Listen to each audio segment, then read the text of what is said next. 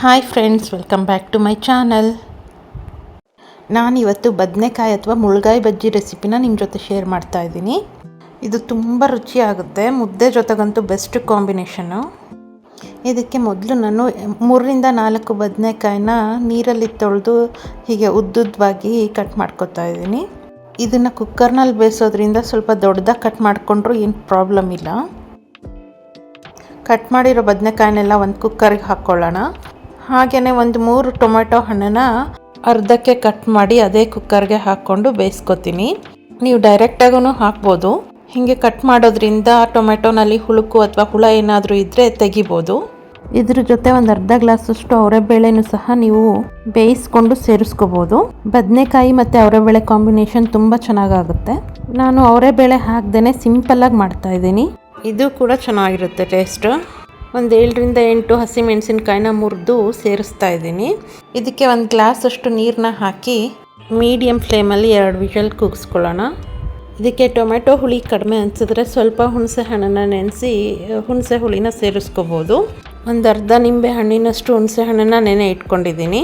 ಹಾಗೆಯೇ ಸ್ವಲ್ಪ ಕರಿಬೇವು, ಹಾಗೆ 7-8 ಬೆಳ್ಳುಳ್ಳಿ ಜಜ್ಜಿ ಇಟ್ಕೊಂಡಿದ್ದೀನಿ. ಒಂದು ಸಣ್ಣದಾಗಿ ಕಟ್ ಮಾಡಿರೋ ಈರುಳ್ಳಿ, ಒಂದು 3 ಸ್ಪೂನಷ್ಟು ಹಸಿ ಕೊಬ್ಬರಿ ತುರಿ, ಕೊತ್ತಂಬರಿ ಕಟ್ ಮಾಡಿ ಇಟ್ಕೊಂಡಿದ್ದೀನಿ.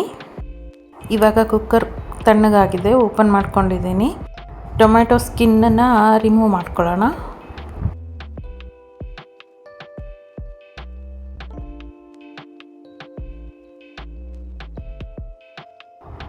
ಇದಾದಮೇಲೆ ಬೆಂದಿರೋ ಟೊಮೆಟೊ ಮತ್ತು ಹಸಿಮೆಣಸಿನ್ಕಾಯಿನ ಒಂದು ಮಿಕ್ಸರ್ ಜಾರ್ಗೆ ಹಾಕ್ತಾಯಿದ್ದೀನಿ.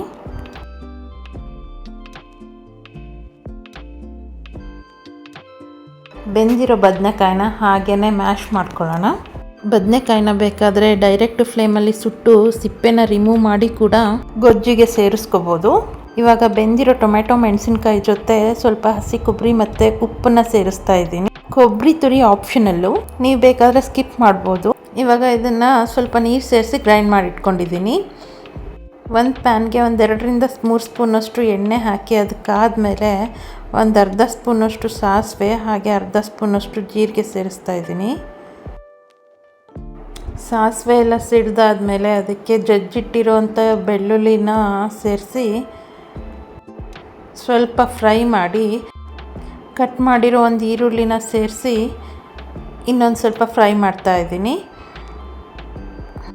ಇವಾಗ ಇದಕ್ಕೆ ಒಂದು ಅರ್ಧ ಸ್ಪೂನ್ನಷ್ಟು ಅರಿಶಿನ ಸೇರಿಸಿ ಆನಿಯನ್ ಬ್ರೌನ್ ಕಲರ್ ಬರೋವರೆಗೂ ಫ್ರೈ ಮಾಡ್ಕೋಬೇಕು.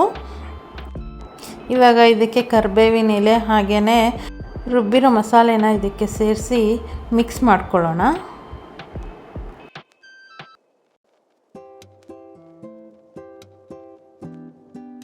ಇಷ್ಟಾದಮೇಲೆ ಇದಕ್ಕೆ ಮ್ಯಾಶ್ ಮಾಡಿರೋಂಥ ಬದನೆಕಾಯಿನ ಸೇರಿಸಿ, ಹಾಗೆಯೇ ಅದಕ್ಕೆ 1 ಸ್ಪೂನಷ್ಟು ಸಾಂಬಾರು ಪೌಡರು ಮತ್ತು ಚಿಕ್ಕದಾಗಿ ಕಟ್ ಮಾಡಿ ಇಟ್ಕೊಂಡಿರೋ ಕೊತ್ತಂಬರಿನ ಸೇರಿಸಿ ನೀರಿನ ಕನ್ಸಿಸ್ಟೆನ್ಸಿ ನಿಮ್ಗೆ ಹೇಗೆ ಬೇಕೋ ಹಾಗೆ ನೋಡಿ ಸೇರಿಸ್ಕೋಬೇಕು.